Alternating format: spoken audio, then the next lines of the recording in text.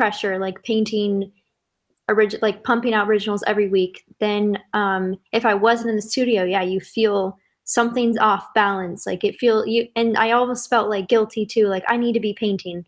And so maybe that's not a good thing. I know that's probably not a good thing. Hello, my name is Brandy Hofer, your host of the Color Me Happy podcast. I am so glad you're here. I appreciate your time. Thank you so much. If you want more weekly content just like this, be sure to like and subscribe to our channel. If you have any questions, feel free to reach out on Instagram at Brandy Hofer Studios anytime. I'm happy to chat. That's where I sit. And I'm so glad you're here, and I cannot wait for you to dive in. So give us a like and subscribe and check the rest of our channel out. I want to know, because you guys have the Milan Institute. And when did that start?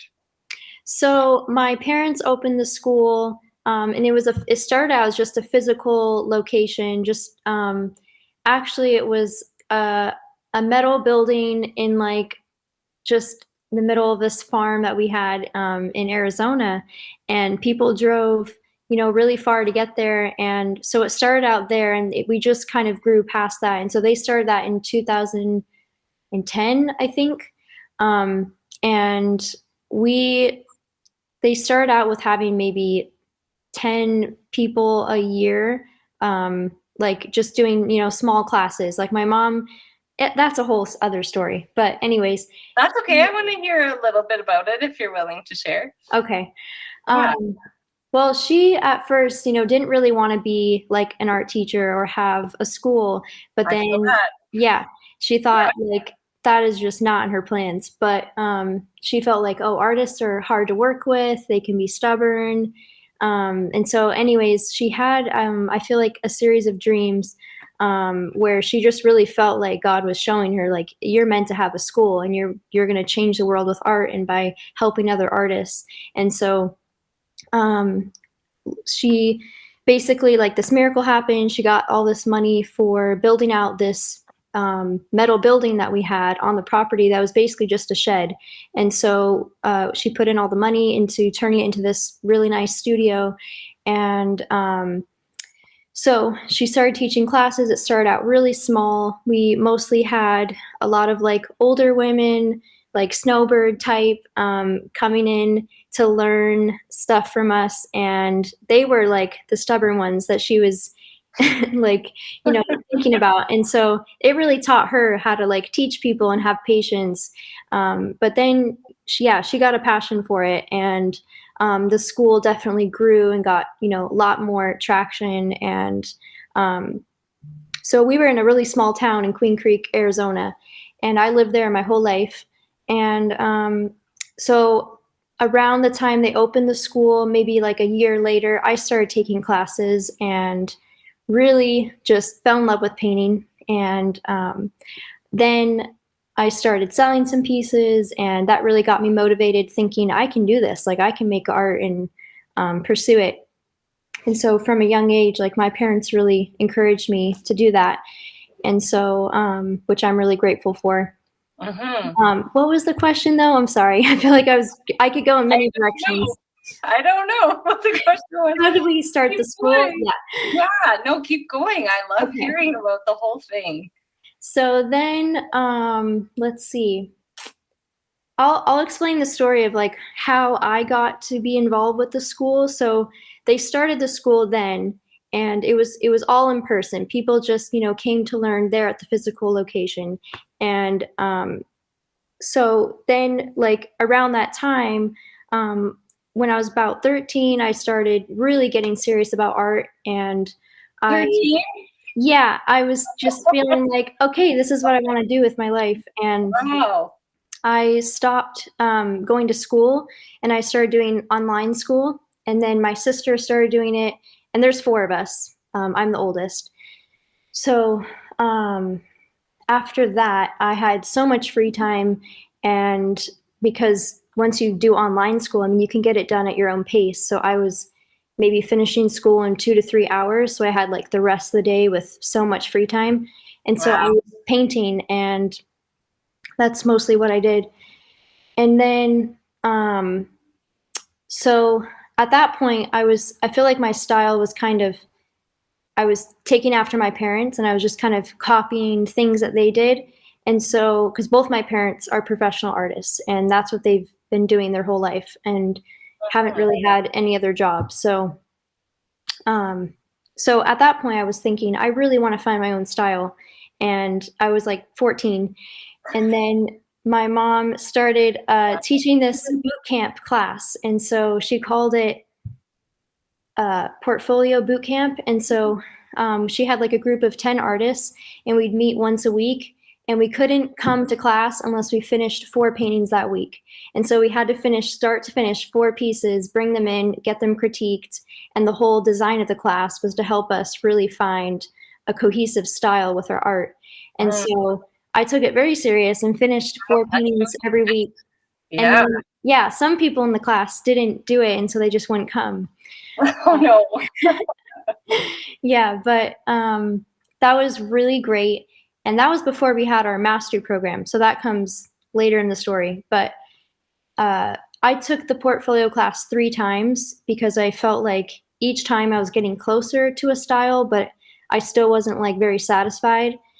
And so by the end of the 3rd time, I was about 15, and I felt like I really found my voice. And it happened when I painted this piece of a girl facing a fox, that was like part of the series, but I had a girl with a crow on her shoulder. And I felt like I was creating this story with the girl and adding animals into it. And so that was like the recipe I stuck with, and just kept repeating that in different ways. Yeah. And so it felt really good. And then I sold all those pieces, so that felt really good. And then, trying to bring it back to the start. So basically, after that, I started working with this publisher, and they reached out to me. And so that was just a really amazing experience. And I worked with this publishing company for 2 years. And they basically put all my work in galleries around the US. I was in about 12 galleries, and most of them were in Hawaii. And they needed 8 originals a month finished. And so it was a lot. I had to finish 2 like big oil paintings every week. And it was, so after 2 years, I felt so burnout. Yes. Yeah. I felt like they were turning me into this machine. That's right. Like everyone hopes for that as an artist. Like, wow, I wish I could sell my work. And then it happens, and you're like, this sucked everything that was good out of what I was doing. No? Yeah, in a way. And also like the feeling like you want to be discovered, or have someone like take care of everything business side of it, and you just paint. It sounds like a dream, but in reality, it's like I realized through that experience, I don't regret it, but I realized just how important it is, and how much I wanted to be like my own boss and in control of. And maybe if I was older and more confident, I could have been a good relationship. But I was 15. I was 15, and I couldn't even legally sign a contract, but they like took me on. A teenager and turning them into a pop artist, and like shoving them, and then them saying, no, actually, I think that actually, I'm not like super into popular culture, but I think Will Smith's daughter, they tried that, and she just was so adamant that was not her path. She did not like traveling. She did not like even though it was there for her, like it was right, like all the fans, the single successes, all the money, and she just was like, Dad, I'm going home. Fuck you, basically. Like, wow. Like, no. So, and I probably, it was like, again, you said you didn't regret it, but probably a really great lesson to have early on. Definitely. That is an intense amount of there's a lot of pressure. Yeah, for a young person who should be just kind of being a young person. And a lot of people did tell me that. But I felt like even though there was tons of pressure, and actually I dropped out of high school at 15. Like I stopped at that point doing any school and just focused on art, because like, what's the point? I knew I wanted to be an artist. And anyways, I felt like because of all that pressure and painting so much, it really brought the best out of me. And I felt like by painting that much, it really helps you solidify your voice and style. And it Yeah. does bring out your best. And, you don't want to get burnt out. And so that's like, I eventually stopped it. But so anyways, that's part of the story because that's what really helped me get set in my career and like sell my work in galleries and have them, be priced higher. And they took care of, all that side of it, like figuring out how much to charge per square inch. And it gave me a lot of confidence in what I was doing. So I'm really grateful. And I'm grateful that, I'm alone, like doing this independently and being my own boss, controlling my hours. Yeah, I bet this must be freeing. Like that must be a good feeling. Yeah. So after I stopped working with them, that was about the time when my mom started teaching the mastery program. And so she was doing this, still this is all in person teaching. And she was feeling burnout because the mastery program is like this year-long course. And she took 12 or 15 students throughout the year, and she would like take them from like them not knowing anything. By the end of the year, they'd be a professional. And so she taught them, everything that 4 they need years to know. into one. Yeah, exactly. Yeah, that's kind of our like tagline for it. But Oh, really? yeah. Cool. So it is possible. It sounds crazy. I believe it. I believe if people are thoughtful with their time and like persist and like really like I just think and honestly I liked how you went to school because I feel like school could be 2 hours a day and then you could, yeah, do what you really want to do. Real organic things outside or create with your hands or things you're passionate about instead of like going all the way till 3 o'clock like learning history and you're like, I just remember like drawing in my notebook. That's about all I did ever. And yeah, like if you know your path, and that's the thing, not everyone does. Right?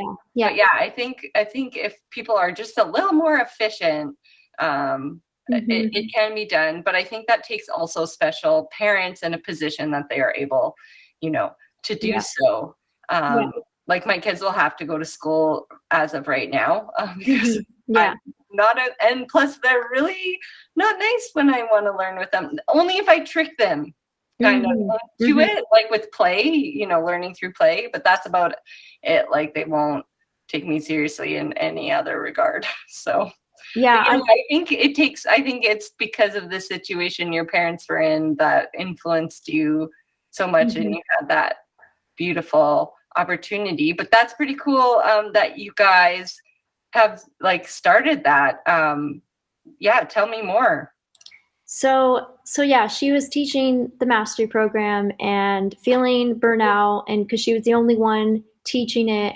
Like my dad, he's really supportive and he does a lot of like side things with the school, but he's not really the one, like he does teach some classes, but he's not like I guess leading the school brand. And so that was, all her vision. And so the mastery program was her idea, and it kind of stemmed off that portfolio class. And so now the portfolio class that I was talking about earlier is just 3/4 of the way through the mastery program. That's when we teach that part. And so we really like help people find their unique style and then give them the skills to do it, and then help them brand themselves and put their art out there. So at that time I felt like, I don't know, I had this really this yearning to start teaching and kind of help out with the mastery program. So we created the schedule where I taught some days, she taught some days, and we kind of like switched back and forth. And so we did that for like a year or so. And then what happened? We started, I can't remember, I think it was about 3 years ago, we started thinking, we should have this online because so many people wanted to come take the mastery program, but we could only handle 12 people at a time. There's only 2 of us, and we can't be spread that thin. And so we were trying to find ways, how many people can we do a year? And just the way it was structured, it was just not possible. And we were even having people, like, it just got to the point where it was getting so popular, this idea of the master program, that people were emailing us from even other countries saying they'd come and move here to take it. And we had to have like a waiting list. And it was just like, we couldn't handle all of it. And so we thought it'd be so good if we could just get this online. But we didn't know anyone in our surrounding area that, could help us do that. We didn't even know where to start, what kind of platform to use. And so this was a few years ago. Before now, everything is online, like every kind of class you want to take. So, so then this guy came from Ukraine, and that's a whole like long story in itself. But we like knew his sister. My mom went to Ukraine like many years in a row and developed these like relationships with artists there, and she taught art at like these orphanages. And so this girl came, and basically we got to be good friends with her, and she came and studied with us for a while from Ukraine. And then we met her brother, and her brother's really good at the time. He was doing a lot of videography. And so it was just like they were trying to move to the US, and so it was like this perfect, like, okay, you can come live with us for a few months, film everything, help us get this online. And so by doing that, it started out with such a small thought to just do some online classes, and then it really just exploded and became this really big thing, and a whole separate like business pretty much. And so now our main focus is online, and we started this 3 years ago, but every year it's gotten bigger and more people have heard about us. And so now we do timing too, though, like perfect. It's great. Yes, perfect timing. Really great timing. Yeah. Like, I feel like the universe was speaking to you in that regard. Okay, like, cool. Yeah. Like just to have like that right before everyone got locked in their homes. Basically. Yeah, and it was decided that they could learn from home, and they're already acclimated to it. Yeah, and I have so many creative friends, and I did the whole university, that whole experience. And like I said, I don't like wasting time. I like to be very efficient. So like the sounds of your 1 year program, and but I just know so many artists who didn't go to school and are still making it work, right? Yeah. And so when people ask me, I'm just really honest with them. I'm like, I don't, like, if you want to learn anything, you can do so online. And I just don't think you should, like, a lot of them are moms, because I obviously have a big following of mom creatives, or parents in general. I actually get a lot of dad messages as well, but and they have kids, and they're like, should I don't know if I should go to like nursing school, or if I really want to pursue art. I wanted to go back to nursing, or I really want to pursue art, and I'm almost signing up for, I've had that like 10 times. I'm about to sign up for, and I'm like, you're about to go back to school for 2 to 4 years, and and you don't need to. Family. It's just like, I'm honest with them, and I have nothing against university, but I experienced it, so I can say from experience, I don't think you need to do that. I agree with you. In order to be successful and pursue your passion. It just takes your passion and dedication to it. Yeah, Google it. And some people maybe have the inability to stay on course without that guidance, and like fast forwarding through a 1 year program, or doing something else, but or taking, or joining groups, or memberships, or anything, like, and having that sense of community and people who are making it work. Like, I'd far more advise them to do that, because, and they have, like, I have at least 3 mentees that have actually not gone to school because I told them not to. And it's scary. It's scary having that control or influence on someone's like they're life. listening to you. Yeah. But they're like listening to my advice. So that's a bit scary, but I just feel like that was the right advice for them. And I see what they're doing, and I see their successes, and it's really rewarding, because it worked, like it's working. So, I love everything that you guys are doing. and yeah, the timing could not have been better, really. So is it still really intense for you then? Like it must have grown exponentially, like online. Yeah, no, it really has. And it's really amazing. Like we have a whole community of people who have taken the mastery program. Now it's over 1,000 people have gone through it. Wow. And it's really cool because they're just people from all over the world who are able to learn from us. And then we have coaches that are like international too. And so people are like, when they take the mastery program, they have an option to have this coach and they can message them and do all kinds of different things. And so I'm definitely not painting as much as I used to be. That was my next consistently. question, actually. Yeah. Do you have time for your personal practice? Yeah, I mean, I just need to like make the time. Like I got to schedule my time better. And right now I have commissions, and so I'm working on those, and so I don't like that's a priority, and so I'm not like spending that time on other pieces, which in my heart like I want to paint like a series of work and like finish out a whole series, but I know that's going to take a lot of time, and so I just gotta.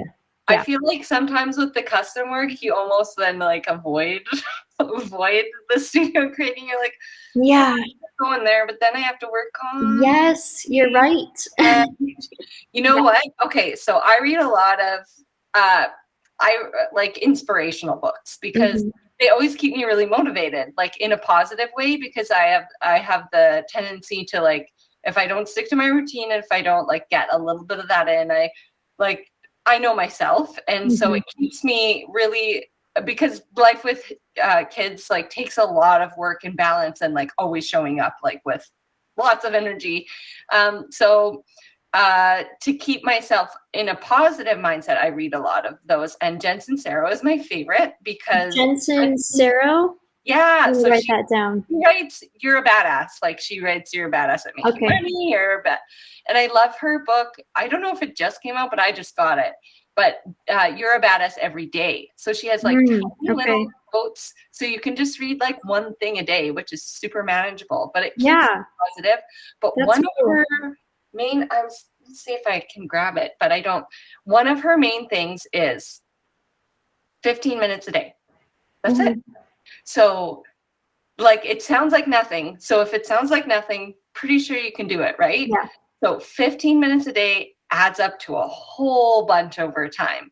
So if you just take, and I have those windows with my kids. So like, I always take 10 minutes to like whip in and do something not as fast as I can, but it's something and it adds up and it's a start. Like if I haven't started anything personal, or if I haven't written it in my book, like right now I really need to finish my book. I've been talking about it for so long and it like just needs to be done. So I'm like, okay, you know what, Jen, I'm going to do my 15 minutes a day on my book for the next whatever. And it's actually kind of hard to like say the thing you're going to do for the 15 minutes. And a really big eye opener for me is when my Photoshop was crashing my computer, editing, whatever. So it crashed it pretty hard. And I was in my studio and my child was napping. I was like, I have to do something. I'll tidy up. Okay. I tidied up. And then I was like, okay, it's still not on. It hasn't come back to life yet. Oh no. And then I started just, I had poured some stuff because I'm doing a modern faces portrait. Course I want to do. And so I had pulled some paint on stretched paper. And then so I cleaned that up and put it on my table. And then I just started sketching on it and turned it into like this most beautiful thing I've ever. And it's not like it took long. It's not like I was actually talking to my studio manager on the phone at the same time. But it really, like, the starting is the hardest part, Yeah, so I agree with that. Yeah. Just have it ready and set up. I feel like cleaning up, tidy up, have it all ready. And then, 15 minutes on this, and then you work on your commission or, and then you're not avoiding, and you're like, 15 minutes is like no time at all. It'll lead to something really amazing that you didn't expect. And is that one of those stepping stone things that'll lead into the next whatever. Wow, that's right? great advice. Yeah. Now I want to do a whole series of these like beautiful things I did, and I made some like digital versions for prints, and it just like it took off way beyond because my computer crashed one day. Like, Wow, that's really, a cool story. yeah. So just give your personal practice 15 minutes a day, because Mhm. I can tell you want to, but you can totally like avoid the studio when you have. Yeah. That's when I hit burnout once. Yeah. 1 year, 2 years, actually, by the time I think it was, well, I've always done custom work, but it really accelerated to the point where I did 130 in 1 Wow. year. Wow. And they're smaller, they're not oils. So it's not like it's a lot of sketching, and I'm very efficient, but it was still way too much. Yeah, but that's crazy. Like, gone and gone on and gone on and gotten bigger and bigger and bigger, and I just didn't realize what I was in, and I just kept going, and I couldn't say no, and so I know that feeling, and then it kind of like took away the magic of portraiture at the time, and now it's I increase the prices and don't take out as many. Thank goodness. But definitely dedicate time, and you know what? It makes you feel really good. Like you're like doing it for you, like you're taking care of yourself, right? Self-care is number one. It's so you can better take care of others or others. I agree. Yeah. Sorry, so big rant. No, that's good. Yeah. Very helpful. Good. Yeah. And I'm sure other people watching too, that's inspiring for them. I talk about a lot. I talk about it in my book.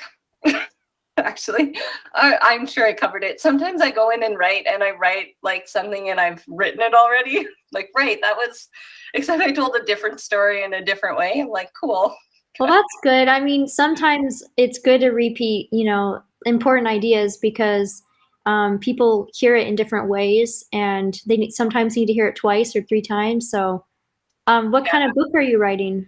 It's motivational as well, with like some endearing life stories, more like fumbles. But I actually gave like a really big inspirational motivational talk once. I didn't want to. I don't speak publicly, but these women insisted I do, and so I've talked about it a lot already on my podcast, but basically they were so nice, and I was like, fine. And that's great. What I have to say, they're like, we think you do have something really important to say, actually. I'm like, okay. And then I worked on it for like 3 months. I really stepped out of myself, and it went really well. And it was called Don't Overthink It. And it was in 2018. And actually, have you read Big Magic by Elizabeth Yes. Gilbert? Yeah. I love that book. Yeah. She talks about how ideas like travel to other people. Yes. So, and if you don't grab onto it, someone else is going to do it. So I gave this presentation a few times after, and in 2020, a book came out called Don't Overthink It. I was like, my gosh. My idea traveled to someone, and they made a success of it, which is, I'm not mad, like in any way, shape, or form. I was pregnant again, and in no shape or did I think I could write a book. So I just kind of, I started when I burnt out, actually. I needed to create, but in a different way, in a different medium, fully far out of painting or sketching. That's so cool. That's really cool. And now I've fallen back in love with it, and I'm doing it for me mostly. And I think, starting the podcast and starting all these different things, that was like a gift, really, and a happy accident, because I have met so many really incredible, special people, because I burned out, because I decided to travel some different paths. So it's pretty cool. But I just talk about basically like, don't waste your time and have the best day ever. So cool. You'll love it. So how do you is this like your first book that you're writing? And like, how do you go about I don't know, like just you start writing like a mind dump and then you're going to organize it later, or how, like, what is your process? So I did do it that way. Just as soon as I had that like kind of like massage idea, and I made her stop massaging me and I had to make a voice memo. She wrote that out nuts. Just have to make this quick voice, and then I made it in front of her, which was even more crazy. After that, after I said it out loud, everything just came pouring out of me. And it turns out, I've been blogging, I've been making Instagram posts, creating this narrative. I've been writing a book for years, doing these inspirational, motivational speeches. Like, I have a book. It's just, I need to, mind dump it out onto a document. Yeah. And then, and now I just have to organize it. And I've connected with some writers too. And they're like, yeah, that's actually how you do it. So I don't have to take That's cool. They're like, yeah, you just get it all out and then, kind of organize it after. I think yeah. Look at you. You were 13 and you started like being a professional painter. So if you are 22 and want to write a book, I don't think that anything should stop you from that. Yeah. And you've got like the support system and to help, right? Like all things to make it possible. Yeah. Yeah, I'm going to do it. I really want to do it. I think I just need to set time aside, like you're saying, every day to just, even if it's just 15 minutes, to just focus on it and get into a flow. Because with writing, I feel like you got to stay in that flow. Otherwise, I mean, with painting too, with anything creative, it's like, But you know what happens is when you show up every day for something, and this was when my practice really changed too for me, is when I showed up every night. I really idolized and I was like, I want to do this. This is like, I want to do this all the way. I have to. And I need to show up every night. Every night I get a tea and come down once I got my babies to bed. And it was just that. And then of course, like the whole children thing happened and like Gus was in here with me and Finn was napping all day. Then I really got to like really show up even more. So I would nap during the day and then Gus and I would paint all night while his brother had those 2 naps and the sleep, and Gus stayed up later. It was pretty cool. But the thing is about showing up for even those little blips is your brain doesn't, then every day it's stimulated in the same way. So it expects you to create. And if you're not creating, it keeps flowing with those ideas.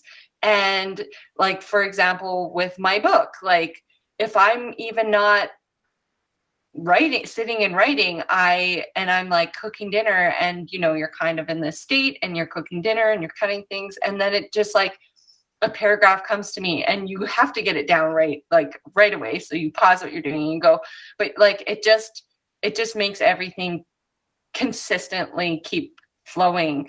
And same thing with painting. Like I always get really excited in those states and come back, but you have to show up every day.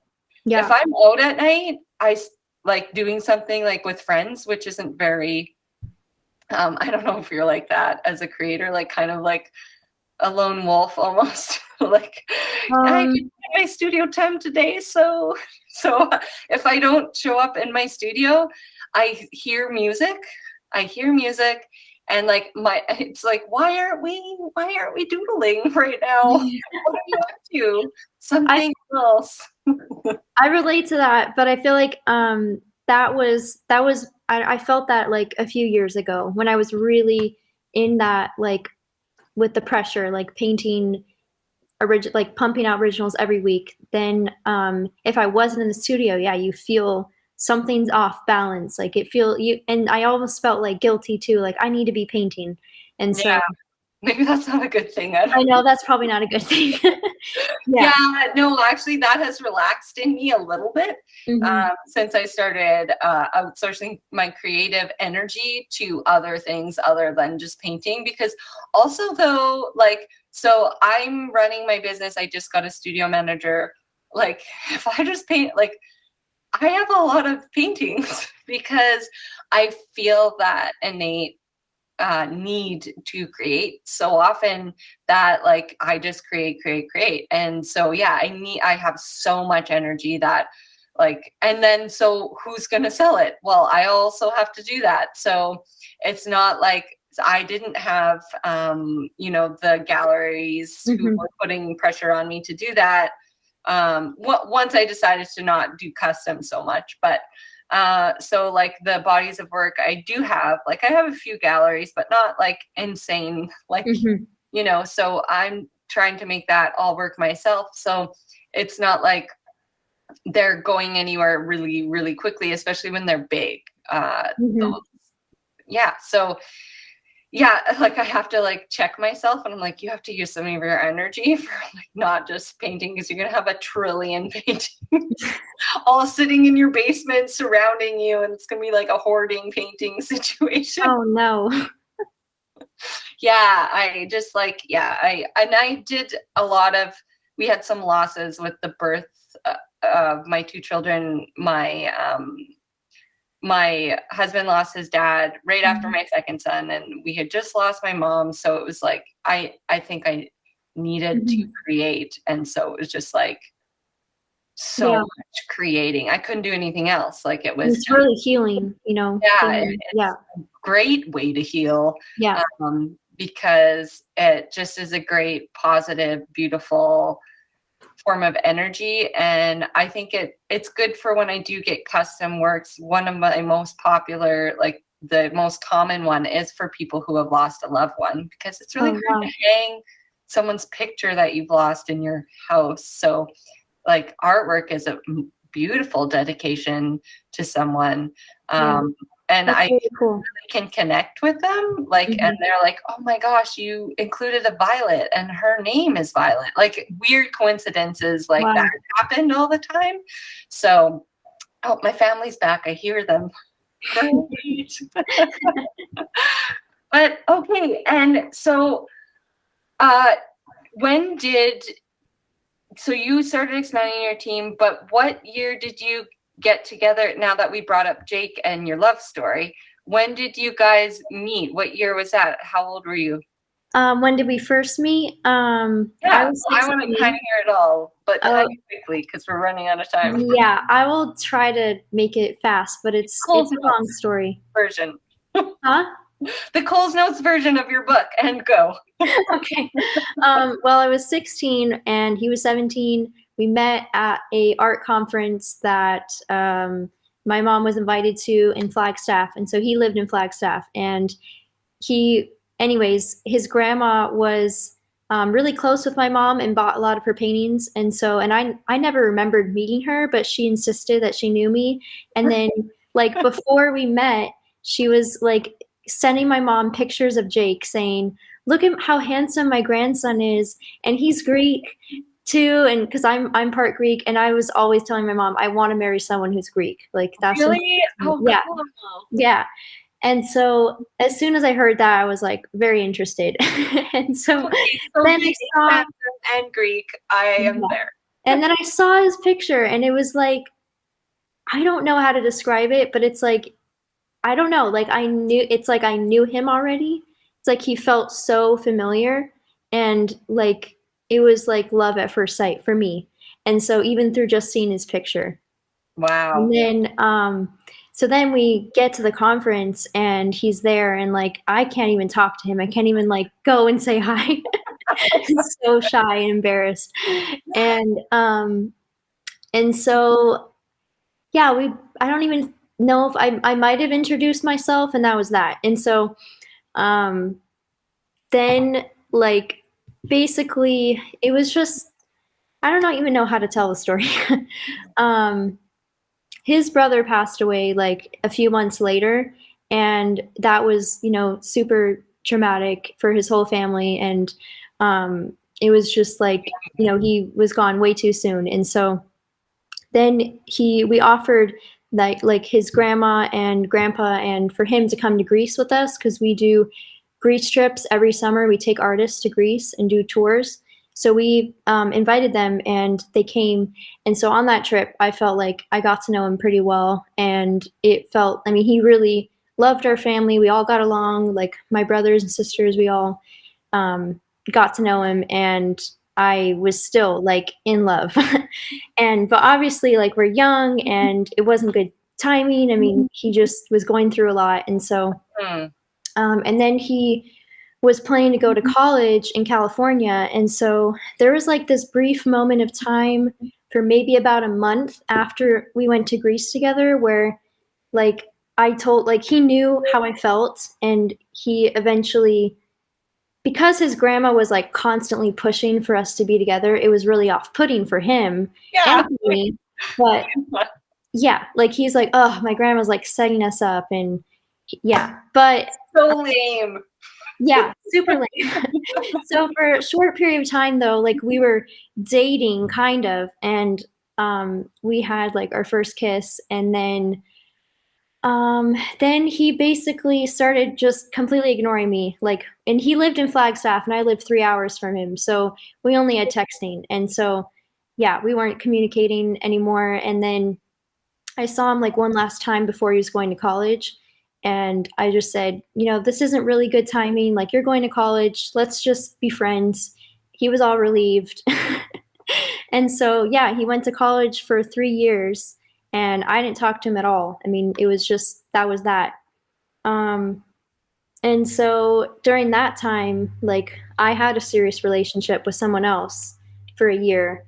And the whole time we were together, I felt like, there's just something not right. Like, I just knew, like, this guy was great. He was really kind to me. Sorry, is that an airplane on your end, or is that? It could be.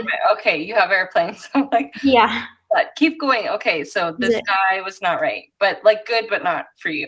Yeah, and I knew him since I was 8, so he was like a childhood friend. But anyways, he was very serious about me, and like he always was talking about getting married. And I think I was 18 or 19 when we were dating. And so anyways, I ended it after a year. I felt like I should know after a year if he's the one or not. And so I still felt this. Then as I was like deciding to break up, I got all these dreams about Jake, and like Jake and I together, and it was just out of nowhere. Like, it was crazy.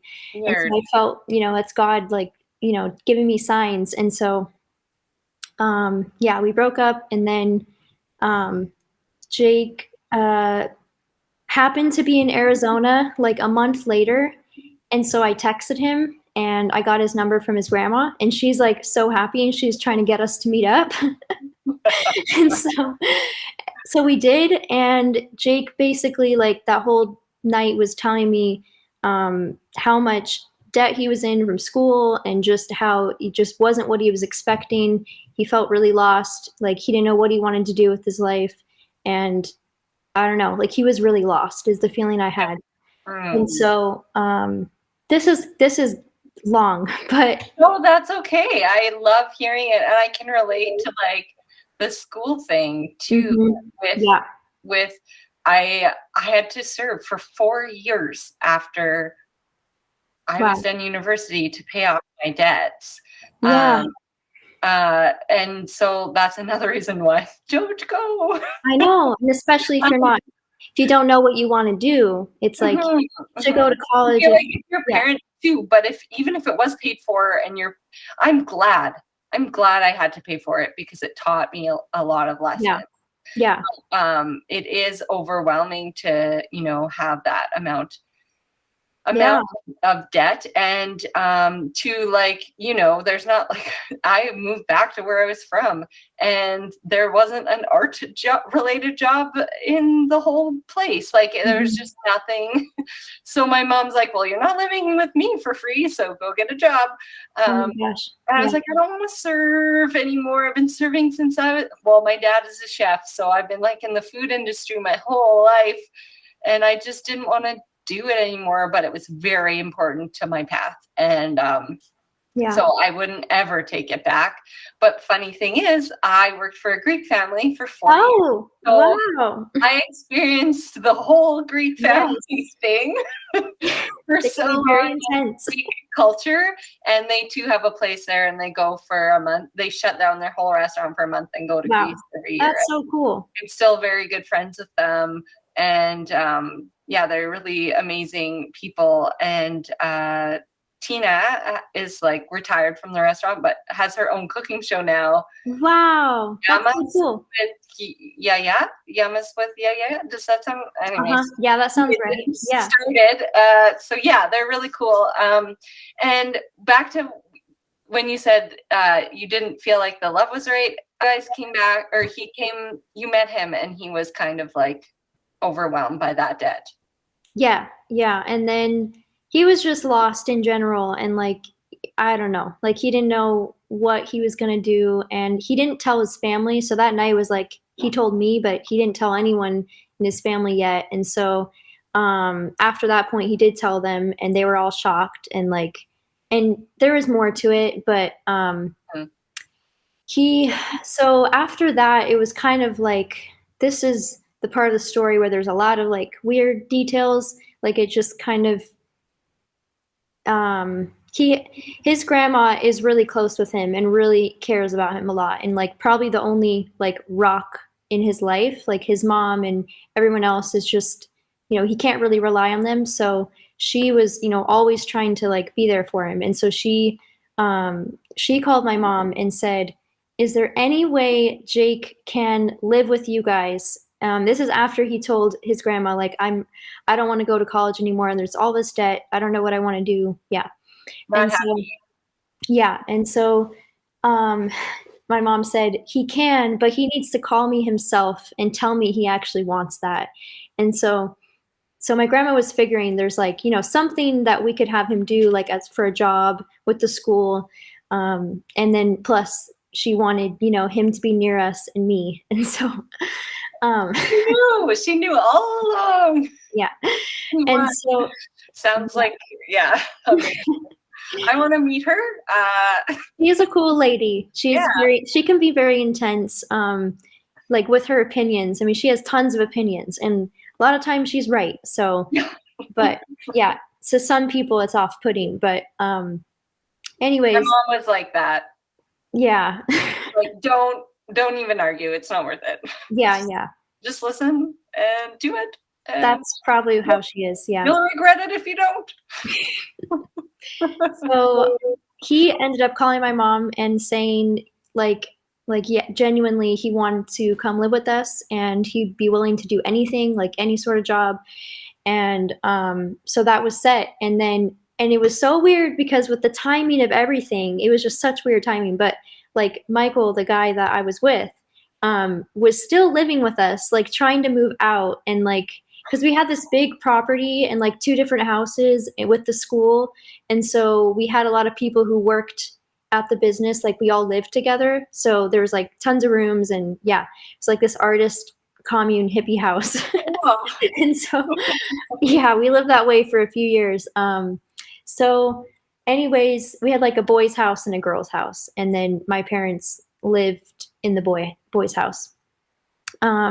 So Michael was still living there, like while Jake was gonna be moving in. It was just so awkward, and so like yeah, he had to be kicked out. And yeah. You had 4. There's 4 girls in your family. There's 3 girls, 1 boy. So I have 2 sisters and a brother. Yeah. And then we had the own space. Yeah. And so it was nice having 2 houses. But then so Jake was moving in, and it took a while, for him to really like, he was going through a lot. He still wasn't totally healed, from his brother. And I felt like he just, during that time, was like a lot of healing for him. And he, we weren't going to be together right away. Like I knew he still was lost and like needed to find himself. And the whole time that I was interested in him, I was the one like chasing after him.